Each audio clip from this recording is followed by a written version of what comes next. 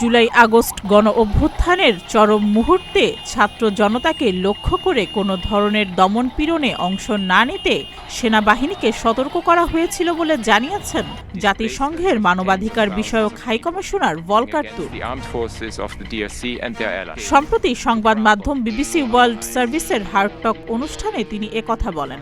Volker Turk বলেন, বাংলাদেশে জুলাই আগস্টে ছাত্র জনতার আন্দোলন চলাকালে সেনাবাহিনীকে সতর্ক করেছিলাম যে দমনপীড়নে যোগ দিলে শান্তিরক্ষা মিশনে অংশগ্রহণের পথ বন্ধ হয়ে যেতে পারে। এর ফলে বাংলাদেশের সরকার পরিবর্তন হয়েছে।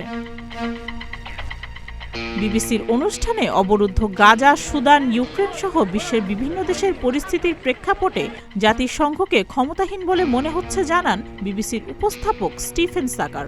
জবাবে উদাহরণ হিসেবে বাংলাদেশের কথা উল্লেখ করেন ভলকার তুর্ক। জাতিসংঘের মানবাধিকার বিষয়ক হাইকমিশনার ভলকার তুর্ক বলেন, গত বছরের জুলাই আগস্টে ব্যাপক আন্দোলন করেছিল বাংলাদেশের শিক্ষার্থীরা। শেখ হাসিনার সরকার দমনপীড়ন চালিয়েছিল।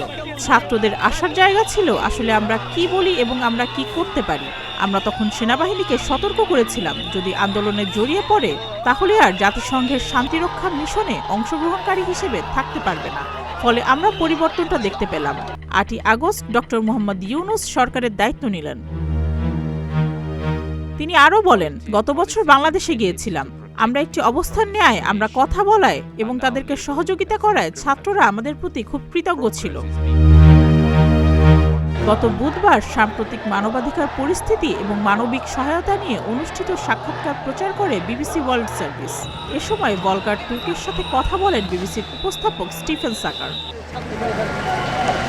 সুস্মিতা, প্রতিদিনের বাংলাদেশ।